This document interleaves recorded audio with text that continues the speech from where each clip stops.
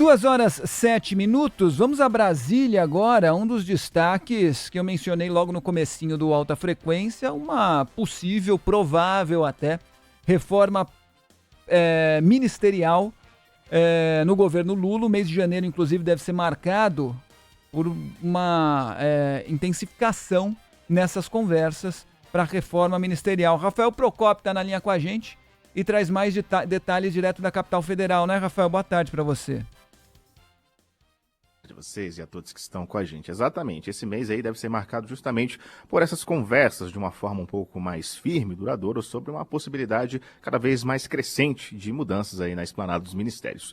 Uma pequena reforma ministerial, a gente já trouxe aqui na nossa programação no finalzinho do ano de 2024 e já era discutida desde antes, na verdade, dos últimos 3 meses do ano passado e ganhou mais força, principalmente aí já assim na reta final de 2024, com as dificuldades que o governo federal apresentou na aprovação de pautas importantes lá no Congresso.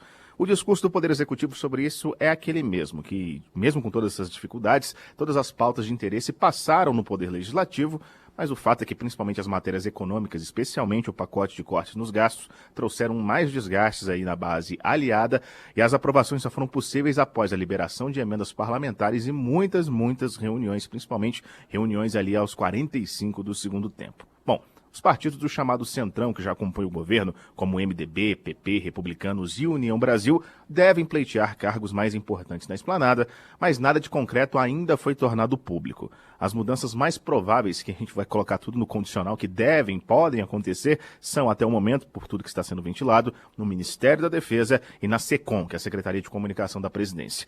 A comunicação do governo já foi criticada diversas vezes, inclusive pelo próprio presidente Lula de forma pública. Com isso, o ministro Paulo Pimenta pode deixar esse cargo e ocupar alguma vaga lá na Câmara dos Deputados, afinal de contas, ele é um parlamentar eleito.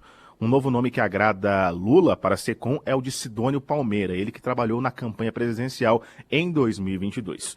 No Ministério da Defesa, José Múcio Monteiro já indicou uma vontade de deixar o cargo e um dos nomes possíveis para essa vaga é o do vice-presidente Geraldo Alckmin, que também é ministro de Desenvolvimento, Indústria e Comércio. Aí a situação começa a ficar até um pouco complicada nessa troca de cadeiras todas, porque outro nome cotado para a defesa no caso da saída de Múcio é o do senador Jacques Wagner, líder do governo no Senado, um nome histórico do Partido dos Trabalhadores, ele que também já foi ministro da Defesa.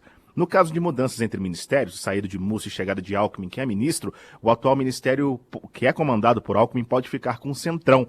Uma das possibilidades ventiladas desde o fim do ano passado é a ampliação da participação do PSD de dado na esplanada, o partido que saiu, por assim se dizer, vitorioso das eleições municipais agora de 2024 e poderia ser confirmada com a entrada do senador Rodrigo Pacheco, que ainda é o presidente do Congresso e do Senado Federal e tem uma afinidade com o presidente Lula. Mas é claro, isso tudo são algumas informações que são ventiladas nos bastidores aqui do Poder Executivo em Brasília. Se isso tudo vai acontecer, a gente ainda não sabe, vamos ter que esperar todo o desenrolar do mês de janeiro. Isso só deve começar a se mostrar como uma possibilidade ou não, de fato, ali no comecinho de fevereiro.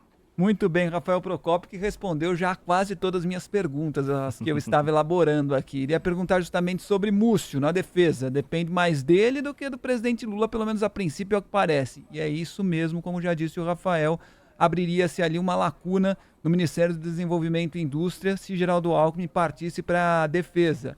E eu iria perguntar sobre Rodrigo Pacheco também, porque no fim do ano passado, né, Rafael, isso ganhou força, né, a possibilidade de Rodrigo Pacheco deixar o Senado, ele vai deixar a presidência do Congresso agora, e partir para um ministério, para assumir uma pasta, até para ampliar a força do PSD nas pastas. Rafael já disse sobre isso. Tem a ver também essa espera, e essa é a minha última questão, sobre a reforma, a data prevista tem a ver com as eleições nas casas também, na Câmara e no Senado? Totalmente, Fábio. Por mais que sejam quase umas eleições de cartas marcadas, que são quase participantes únicos, né? Hugo Mota na Câmara e Davi Alcolumbre no Senado Federal, é preciso que o governo espere para justamente saber como é que vai lidar e quais serão os cargos pleiteados e todo esse jogo político que vai acontecer entre a base firme do governo, que é o PT, e todos esses que compõem o governo, que são o centrão, mas que estão sempre pró-governo, independente de qual governo for. Só um pouquinho sobre Rodrigo Pacheco, isso também tem claro que não é nenhuma das partes confirma essa possibilidade do senador assumir um ministério. No entanto, pode estar aliado com uma vontade que também a gente sabe de bastidores, que é do senador ter a vontade de concorrer ao governo de Minas Gerais. Ele que é do PSD do estado mineiro e ele pode justamente usar essa influência no ministério para, em 2026, tentar o governo de Minas Gerais ou até mesmo continuar no Poder Executivo. Enfim, são muitas as possibilidades e isso tudo vai casar com o final, com essas discussões e por todo o mês de janeiro, comecinho de fevereiro, que vão casar com as eleições na Câmara e no Senado. Legal, o assunto não vai faltar nesse recesso do Congresso, porque tá tudo muito ligado em Brasília. E quem tá ligado também é o Rafael Procópio, de olho para trazer as informações pra gente. Rafael, obrigado, bom trabalho para você por aí. Abraço,